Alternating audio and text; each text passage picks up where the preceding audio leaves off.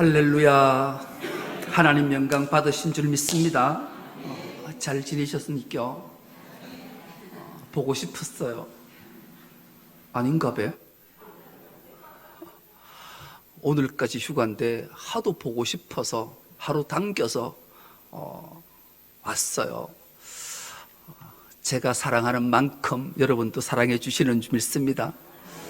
인간이 교만하면 하나님이 반드시 징계의 매를 드시는 것 같아요. 왜냐하면 코로나 체질이라고, 난 코로나 아무것도 아니라고 장창 쓰다가 코로나가 걸려 보니까 얼마나 아픈지 눈알이 빠진 줄 알았어. 아이고, 아프기도 열은 얼마나 나는지 이틀 밤을 찬잠도 못 잤어요. 얼음 가지고 막 열내리느라고. 이야, 아프구나. 괜히 교만하다가 하나님 앞에 호되게 맞는구나. 코로나 걸린 사람에서 눈물로 기도해야 되겠구나를 생각하게 했는 코로나 휴가를 잘 마치고 건강한 모습으로 여러분 얼굴 뵙게 돼서 너무 감사합니다. 앞뒤 좌우 사람 보고 인사하겠습니다. 샬롬. 평안을 기도합니다. 평안을 기도합니다. 여러분 삶 속에 하나님의 놀라운 평강과 평안이 넘치시기를 주의 이름으로 축복합니다. 오늘 우리가 함께 은혜 받고자 하는 말씀의 제목이 오늘 우리에게 일용할 양식하고 캐시 마크를 붙였어요. 우리가 성경이 창세기부터 요한계시록까지 66권이죠. 이것을 한마디로 함축하면 하나님 사랑과 이웃 사랑이에요. 하나님 사랑과 이웃 사랑을 어떻게 실천하는가를 예수께서 제자들에게 오늘 우리에게 주님이 기도로 가르쳐 주셨어요. 그래서 기도는 하나님과의 대신과의 기도, 사람과의 대인과의 기도로 나눠주게 되는 거죠. 지난 시간까지가 대신 하나님 앞에 기도하는 법을 주님이 가르쳐 주셨어요. 가장 먼저 하늘에 계신 우리 아버지, 우주 만물을 통치하시는 그 하나님이 우리 아버지 되신다. 여기에 대해서 첫 시간을 말씀을 드렸고요. 두 번째 시간은 하나님 앞에 기도할 때 하나님이라고 뭉뚱그려 기도하지 말고 하나님의 이름을 부르며 기도해라. 우리 아버지의 하나님 이름 하나하나의 속성들이 얼마나 귀한가에 대해서 말씀을 나눴어요. 그리고 세 번째 시간은 하나님의 나라가 어떤 나라인지에 대해서 말씀했어요. 그 하나님의 나라가 내 삶에, 내 가정에, 내 직장에, 내 공동체에, 내 세상에 이루어질 때 놀라운 역사하심이 있다. 세 번째 시간이었죠. 네 번째 마지막 하나님과의 관계의 기도는 하늘 아버지의 뜻이 하늘에서 이루어진 것 같이 땅에서도 이루어지게 해달라, 기도하라 주님이 가르쳐 주셨어요.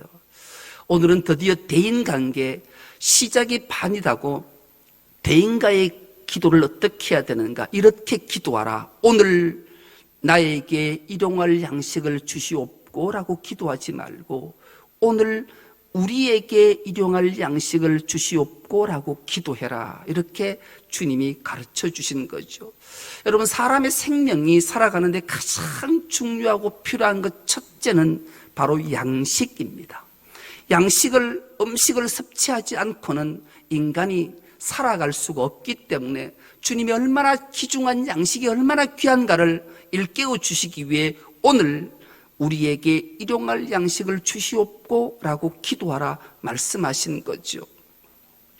2차 세계대전 때 한 사건을 소개하려고 해요. 세계 전쟁이 일어나면 남자들은 전쟁터에 싸움을 하러 가야 되니 전쟁에 나갔다가 한 가장이 전사를 했어요. 죽었단 말이죠. 그러니 남겨진 가족은 어머니, 아내와 어린 아들, 딸, 자식을 남겨두고 전사를 했어요. 여러분, 2차 세계대전 때만 해도 벌써 세월이 70년이 훨씬 지나버렸잖아요. 그 시대가 얼마나 어려웠겠어요. 크리스마스가 다가오는데 만찬할 떡이 없어요. 아이들은 배가 고파 울어요. 그러니 어머니가 어찌할 바를 모르고 아이들에게 말하는 거죠. 얘들아, 우리 하나님 앞에 기도하자. 하나님께 그 기도를 했어요. 그 밤에 기도를 드리는데 마음에 감동이 오는 거예요.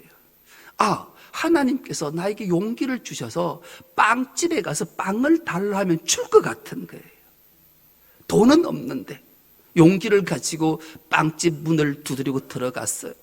빵집 주인이 들어오는 여인을 보는 순간 남루한 옷을 입었어요. 돈을 가지고 오지 않은 느낌이 있었어요. 그러니 빵집 주인이 퉁명스럽게 말을 하는 거죠. 어떻게 왔냐? 빵을 사러 왔다. 돈은 가지고 왔냐? 돈을 가지고 오지 않았다. 그런데 어떻게 빵을 달려 하나? 자초지종을 설명했어요. 그렇더라면 이 빵집 주인이 이렇게 그 여인을 향해 말해요. 네가 하나님께 기도한 기도문, 그 기도문 종이를 나에게 줘. 그러면 그 종이를 저울에 얹어놓고 그 종이 기도한 만큼 빵을 주겠다. 그렇게 말을 해요. 그런데 마침 그날 밤에 자기 아들이 삐뚤삐뚤한 글자로 기도문을 쓴 그 기도문을 이 어머니는 갖고 있어서 그 기도문을 그 빵집 주인에게 줘요.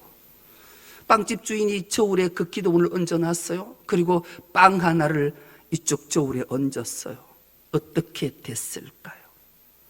놀라운 일이 일어났어요. 저울이 움직이지 않는 거예요. 떨어지지 않는 거예요. 주인이 의아했어요. 2개 빵을 얹었어요. 여전히 저울은 움직이지 않아요. 3개의 빵을 얹었어요. 저울이 여전히 움직이지 않아요. 주인이 이상한 생각이 들었어요. 그러자 주인이 이렇게 말을 해요.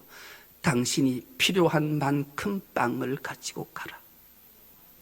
그래서 그 여인은 자식과 성탄절 이브에 만찬을 할 빵을 가지고 눈물을 흘리며 주인에게 감사의 인사를 나누고 돌아가게 돼요. 이 주인이 의아했어요. 조금 전까지만 해도 이 빵의 저울이 잘 작동이 되는데 왜 이렇지? 가서 저울을 확인해 보는 순간 깜짝 놀랐어요. 저울이 고장이 나 있었던 거예요. 이 주인이 다시금 의아한 생각이 들었어요. 도대체 이 기도문 종이가 어떤 기도문일까?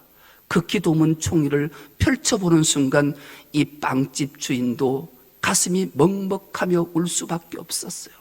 그 기도문은 그 여인의 아들이 삐뚤삐뚤하게 썼던 기도 내용은 한 줄이었어요. 오늘 우리에게 일용할 양식을 주시옵소서. 그 아이의 기도가 기적을 만들어냈고 그 가정에 양식을 허락했고 그들이 성만찬을 성탄절을 앞두고 만찬을 치룰 수 있었던 귀한 양식이 되었던 겁니다. 주님이 가르쳐준 기도의 위대한 능력, 위대한 힘인 줄 믿습니다.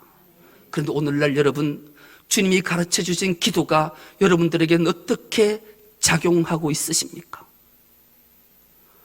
종교개혁자라고 부름받고 오늘날 교회개혁자라고 부름받는 마틴 루터는 이런 말을 했어요. 너무나 가슴 아픈 말이기도 하지요. 주기도는 최고의 순교자가 되었다. 여러분, 이게 무슨 말일까요? 주기도가 최고의 순교자가 되었대요. 왜요? 주기도는 더 이상 그리스도인의 기도가 아니라 주문이 되어버렸기 때문이다. 여러분, 주문이 무엇인지를 아시지요? 우리가 주님이 가르쳐준 기도를 간절한 마음으로 하나님 아래고 하나님의 응답을 들어야 되는 주님이 가르쳐준 기도가 우리가 일상으로 그냥 습관처럼 내뱉는 주문이 되어버리면 주님의 기도의 능력은 오늘날 나타나지 않기 때문에 마틴 루터는 최고의 순교자가 주기도문이 되었다라고 갈파를 했던 거죠. 여러분, 여기서 한 걸음 더 나간 말 한마디가 우리를 더욱더 가슴 아프게 해요.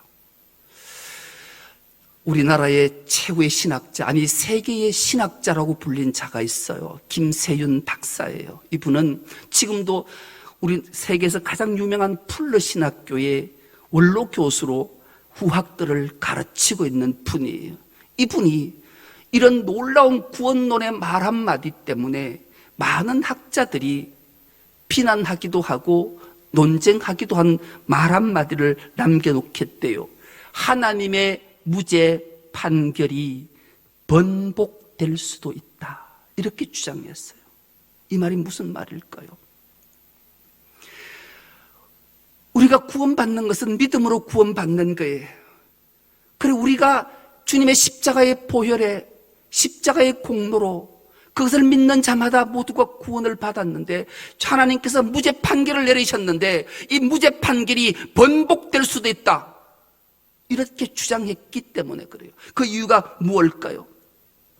주님이 가르쳐 주신 주기도는 제자도인데, 제자들이 가야 할 길이고 그리스도인이 가야 할 길인데 그 길을 가지 않고 그 길을 보여주지 않기 때문에 예수님의, 하나님의 무죄 판결이 뒤집어질 수도 있다, 이렇게 갈파했던 거예요. 여러분, 주님이 우리에게 가르쳐 주신 그 기도대로 우리가 그 길을 가고 있는지, 그리고 또 다른 생명에게 새로운 양식을 허락하고 있는지, 그 주기도가 주문이 되고 있지는 않는지, 오늘 하나님은 말씀을 통해, 주님이 가르쳐준 기도를 통해 우리에게 다시 한번 묻고 계신다라는 거예요. 오늘 이 말씀을 통해 깊이 깨달음과 울림이 있는 은혜가 있기를 축복합니다. 여러분, 오늘 우리에게 일용할 양식을 주시옵고라고 주님이 가르쳐 주신 이유가 있어요. 왜 나에게 일용할 양식을 주시옵고 기도하지 말고 우리에게 일용할 양식을 주시옵고라고 기도하라 하셨을까? 그 배경을 살펴보면 구약으로 훌쩍 넘어가는 거죠. 출애굽 사건을 우리가 너무나 잘 알아요. 애굽에서 430년 노예 생활하던 하나님의 백성들을 하나님은 모세를 통해 출애굽시키시지요. 홍해를 건넜어요. 하나님이 약속하신 가나안 땅까지 10하루길이면 충분히 갈 수 있는 그 길을 그들은 불순종했기에 40년 동안 하나님의 훈련을 받게 돼요. 10하루길 만에 들어가지 못하고 광야길을 진행하던 때가 2달 보름이 지난 날, 애굽에서 가지고 왔던 음식들이 다 떨어졌어요. 광야에서 굶주림과 목마름과 배고픔에 신음하던 이스라엘 백성들이 하나님을 향해, 모세를 향해 원만과 불평을 쏟아내요. 그 원만과 불평은 이렇게 성경이 기록하고 있어요. 우리가 애굽에 있을 때 고기 가마 곁에 있었을 때가 좋았는데, 떡을 빵을 배불리 먹을 때가 좋았는데, 그때 여호와께서 우리를 죽이셨으면 좋았을 텐데, 이렇게 원망을 쏟아내요. 그러자 하나님께서 모세에게 말씀하시지요. 너희가 내 율법을 준행하나 아니하나 내가 보리라. 너희가 원망한 대로 내가 하늘에서 음식을, 만나를 비같이 내려주리라. 그러나 네가 내 말에 순종하는지 준행하는지 아니하는지 내가 반드시 시험해 보겠다. 그렇게 하나님이 모세를 통해 말씀하셨어요. 그리고 약속대로 하나님은 하늘에서 비같이 양식을 내려주셨던 거죠. 그 양식이 우리가 너무나 잘 아는 만나라는 양식이었어요. 그때 하나님께서 이렇게 말씀하시는 거예요. 너희가 양식을 거둘 때에 한 오멜씩 거두면 된다. 한 오멜은 1리터, 1리터면 하루 양식을 거두라 말씀하셨던 거예요. 그런데 그것만 거두라 말씀하지 않으시고 하나님이 뭐라고 말씀하시는가? 출애굽기 16장 16절은 이렇게 정언하고 있는데, 이 말씀을 우리가 한 목소리를 합독해 보겠습니다. 시작. 여호와께서 이같이 명령하시기를 너희 각 사람은 먹을 만큼만 이것을 거둘지니 곧 너희 사람 수요대로 한 사람의 한 오멜씩 거두되 각 사람이 그의 장막에 있는 자들을 위하여 거둘지니라 하셨느니라. 아멘. 띄워두세요. 여러분, 마지막 절을 보시면 그의 장막에 있는 자들을 위하여 거둘지니라. 오늘 나에게 일용할 양식을 주시옵고가 아니라 오늘 우리에게 일용할 양식을 주시옵고 말씀하신 것은 누구나 양식을 거둘 때, 배가 고플 때, 음식을, 양식을 구하러 갈 때 구하러 가지 못할 처지에 빠진 자가 반드시 존재한다.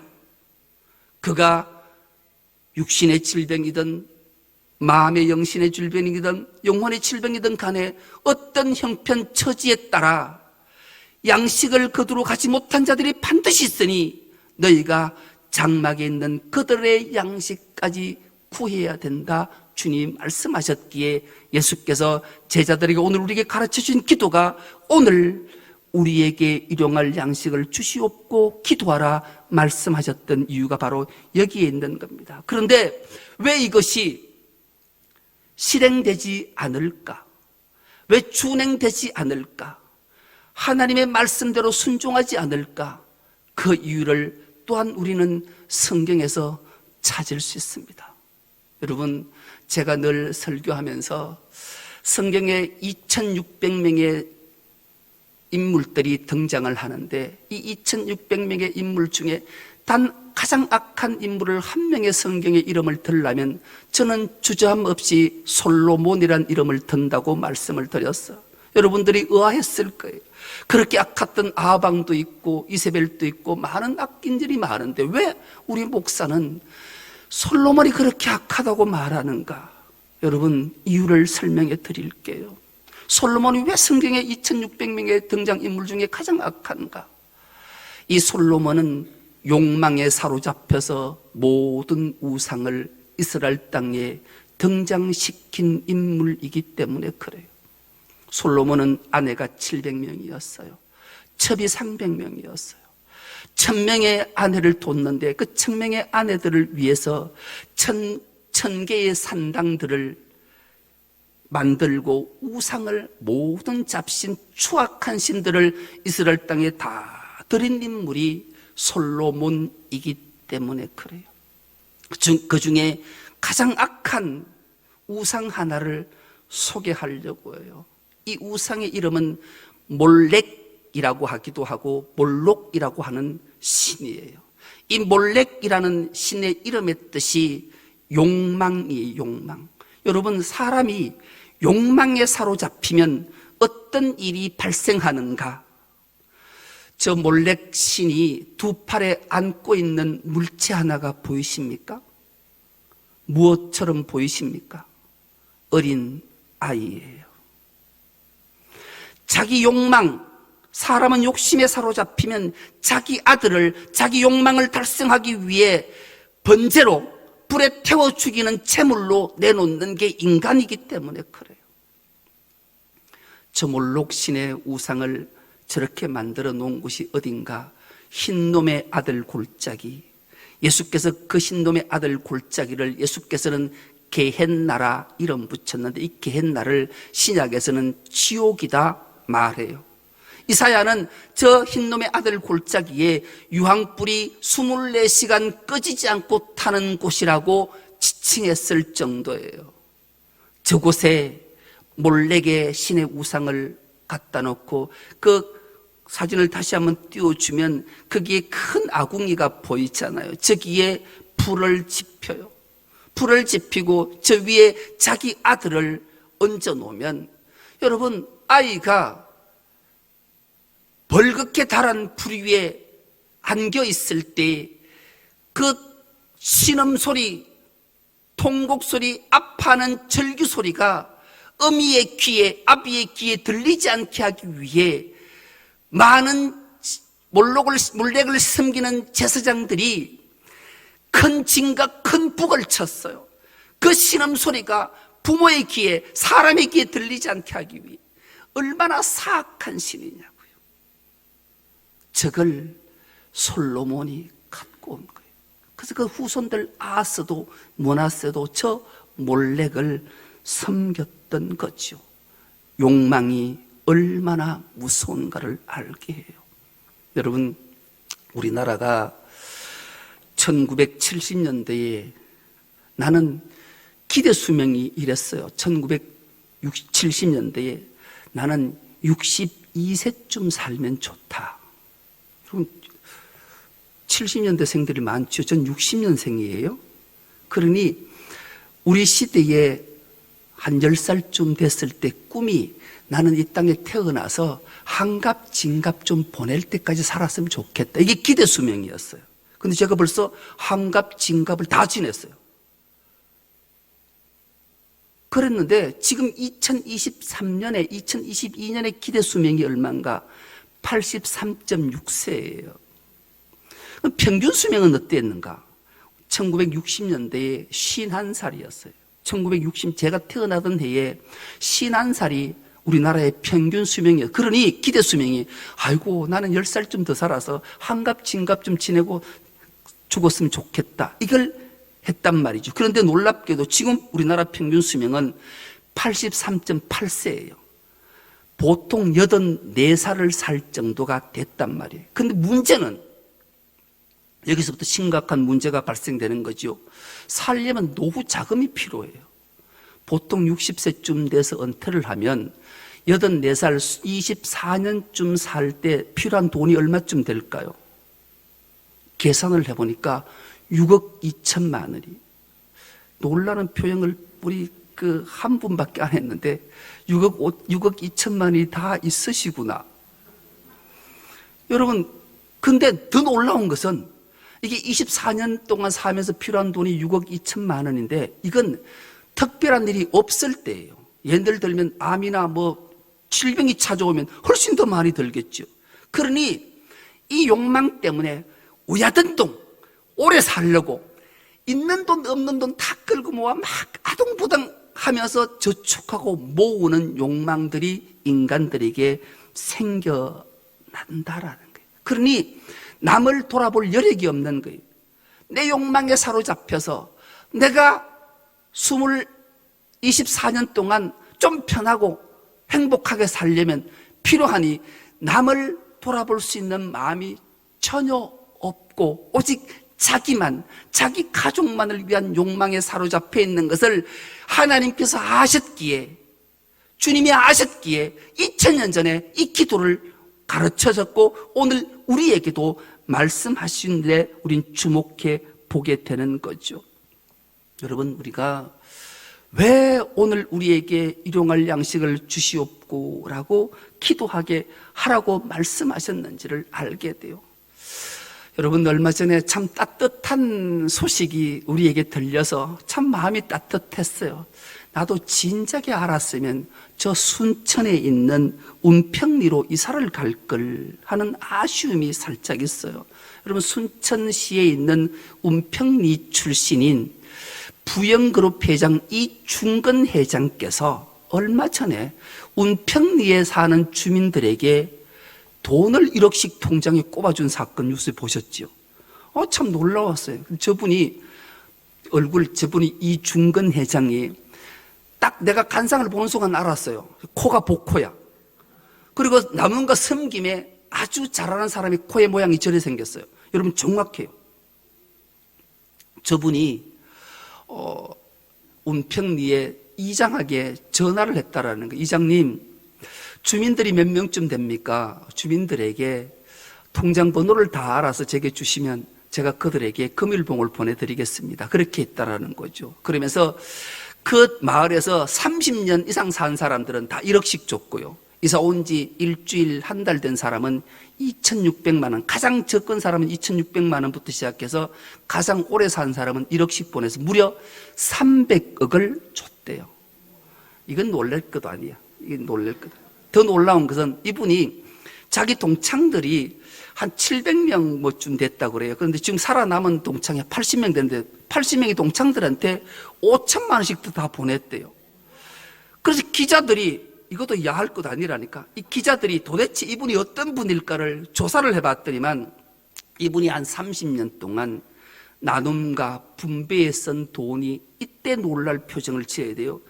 1조 1,000억을 나누었대. 가슴이 얼마나 따뜻하냐고요. 1조 1,000억을 나눔과 분배에 사용하신 분이라는 거예요. 얼마나 귀한 일을 감당했던가를 우리에게 알게 하는 거죠. 여러분, 지구상에 전쟁이라는 게 왜 일어날까요? 전쟁은 빵 문제 때문에 일어나는 거예요. 여러분, 빵이라는 히브리 말이 레헴. 전쟁이라는 히브리 말이 라함이에요. 같은 뜻을 가지고 있어요. 이 라함, 전쟁이라는 뜻이, 이 라함이 두 가지 의미를 가지고 있는데, 첫째는 어머니 자궁을 지칭할 때 라함이에요. 긍휼함과 자비함이죠. 긍휼함과 자비함으로 나누지 않으면 필연적으로 나타나는 현상 하나가 싸움이라는 거예요. 전쟁이라는 거예요.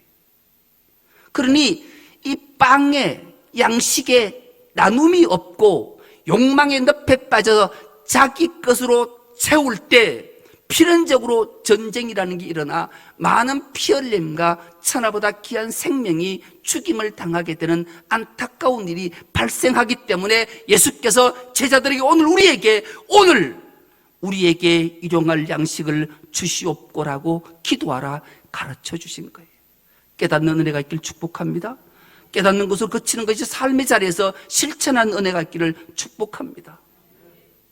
여러분, 인간만 욕망이라는 게 있어요. 지난주에 동기 목사님이 우리 교회에서 지원하고 있는 저 아프리카 탄자니아에 휴가를 다녀와서 자랑을 하더라고요. 탄자니아에 갔다가 세렝게티라는 국립공원에 갔는데, 거기에 이제 감각을 갔는데 참 놀라운 걸 발견했대. 여러분, 우리가 사자 이러면 막 포식 동물이잖아요. 그래서 막 남을 괴롭히는데, 차를 타고 가는데 그 세렝게티 국립공원에 가장 많은 동물 중에 한 동물이 톰슨 가젤이라는 거, 여러분 아시죠? 막 우리 노루처럼 막 뛰는 게, 그게 수천 마리가 쫙 몰려 있는데 거기에 중간에 사자들이 덤성덤성 있더라는 거예요. 저게 뭔 저런 일이 있냐 물어봤대. 그렇게 가이드가 알려주더래요. 왜 톰슨 가젤이 사자의 밥이 되는가? 그리고 왜 톰슨 가젤이 죽임을 당하는가? 그 이유가 이런 거라는 거죠. 사자는 한 번 사냥을 내서 한 마리를 잡아먹고 배가 부르면 3일 동안은 어떤 일이 있어도 사냥을 하지 않는데요. 자기를 위해 챙겨놓는 게 없단 말이에요. 그러니 톰슨 가젤이 아는 거예요. 사자가 배가 부르면 그 주위에 같이 어슬렁어슬렁 놀고 그런다라는 거죠. 이 동물은 자기의 필요한 양식만을 구하지 인간의 욕망처럼 채우고 가두고 이런 행동을 하지 않는다라는 거예요. 참 많은 교훈을 우리에게 주고 있는 모습이 아니겠습니까? 예수님이 오늘 이 우리가 제자들이 해야 될 기도를 가르치신 후에 하신 말씀을 우리는 기억하게 돼요. 너희가 무엇을 먹을까, 무엇을 입을까, 무엇을 마실까 염려하지 마라. 염려는 나누이는 마음이다. 내가 이렇게 하면 내가 행복할까? 내가 이렇게 하면 좀 더 나을까 아닐까? 하나님은 말씀을 나에게 통해서 이렇게 주셨는데 이 말씀대로 살면 내가 나중에 어려우면 어떡하지? 이런 궁리를 하고 고민하는 태도가 염려라는 말이라는 거예요. 그래서 염려는 불신과 동의어예요. 하나님을 믿지 않는 자의 행동이라는 거죠. 여러분, 구원은 믿음으로 받는 건 확실한 줄 믿습니다. 이것이 불신은 믿지 않기에 구원에 이르지 못하기에 김세윤 박사가 그렇게 말했던, 일침을 줬던 이유가 여기에 있는 거예요. 염려하지 말라라는 거예요. 왜? 그 이유는 공중의 새 봐라, 들의 백합화 봐라, 오늘 피었다가 내일 아궁이에 던져질 덜풀을 보거라. 그들이 창고에 모아들이거나 어떤 일을 행하는 것 봤냐? 하늘 아버지께서 다 기르시고 먹이신다. 하물며 너희일까 보냐. 그렇게 말씀하시는 거예요. 여러분, 동식물은 하나님이 하나님이세요. 그런데 우리 인간은 그 하나님이 우리의 아버지 되시는 줄 믿습니다. 그 아버지가 자녀인 우리를 향해 우리에게 일용할 양식뿐만 아니라 우리에게 평안과 기쁨과 행복을 주시는 분인 줄 믿습니다. 이것이 우리에게 확정되어지고 머리와 가슴에 새겨질 때 우리가 욕망에 사로잡히지 않고 주님이 가르쳐준 기도의 삶을 살아서 하나님께는 영광이요 우리에게는 기쁨과 보람과 행복이 넘치게 하는 비결이 여기 있기에 욕망에 사로잡히지 말거라, 이웃을 돌아보거라. 그래서 오늘 우리에게 필요한 양식을 주시옵고라고 기도하고 주신 양식을 가지고 나누고 그들에게 복된 삶을 살 수 있는 길을 열어주거라, 그렇게 말씀하신 거예요. 선한 목자교회 유기성 목사께서 이런 간증 하나를 하시더라고요. 어느 미국의 부흥회를 갔는데 그 부흥회 갔더니만 그 교회 담임 목사님이 이런 간증을 하더라는 거예요. 이 교회는 한 1000여 명쯤 되는 큰 교회인데 교회가 작아서 교회를 하나 건축해야 되겠다, 그렇게 결정하고 했다는. 근데 이 목사님이 자기 교회로 출근하는 길에 상가교회가 바로 그 교회에서 얼마 몇백 미터 떨어지지 않는 교회인데 그 교회가 자꾸 가슴 마음이 걸리는 거예요. 야, 우리 교회가 또 멋지게 크게 교회를 예배당을 지으면 저 교회는 상처가 얼마나 클까. 그래서 고민이 되더라는 거예요. 그래서 그때부터 기도했대요. 당회를 하고 장로님들한테 말씀을 드리고 무려 2년간 기도를 했는데 응답이 없다. 그 2년간 건축을 미뤘는데도 응답이 없던 어느 날 새벽에 기도를 하는데 하나님의 음성이 마음판을 두드리라는 거예요. 저 작은 교회 네가 먼저 지어주거라. 화들짝 놀랐대요. 그래서 당회를 하고 장로님, 제가 새벽에 기도하다 보니 우리가 같이 기도했던데 하나님의 응답이 왔습니다. 네가 먼저 저 교회 예배당 지어줘라, 그러시더라. 그 당의 장로님들이 다 오케이하고 그 교회 예배당을 멋지게 지어드리고 난 후에 얼마 지나지 않아 더 큰 놀라운 사업에 했던 분이 헌금을 내서 더 멋지고 더 큰 예배당을 멋지게 지어가지고 이 선한 목자교회 유기성 목사님을 모시고 부흥회를 했다라는 거예요. 여러분, 놀랍지 않으세요? 그래서 주님이 가르쳐준 기도는 오늘 나에게가 아니라 우리에게 일용할 양식을 주시옵고 기도하라는 이유가 바로 여기에 있는 거죠. 왜요? 주님은 자기 자신을 십자가에 내어놓고 자기 몸을 찢고 어깨고 뭉뚱그려서 우리에게 주셔서 우리를 살려주셨기 때문에 우리도 마땅히 주님이 가르쳐주신 그 기도대로 삶을 살아서 하나님께 크신 영광을 올려드리고 우리 삶과 기쁨과 행복이 넘치는 우리 중섭록교회 모든 건속 다 될 수 있기를 간절히 기도합니다. 하나님 아버지, 고맙고 감사합니다. 오늘 우리에게 일용할 양식을 주시옵고 기도의 이유를 말씀을 통해 깨닫게 하셨사오니 깨닫는 것으로 그치는 것이 아니라 삶의 자리에서 실현의 내므로 하나님께 크신 영광을 올려드리는 주의 모든 건속들 다 되게 하여 주옵소서. 감사드리오며 예수님의 이름으로 기도드리옵나이다. 아멘.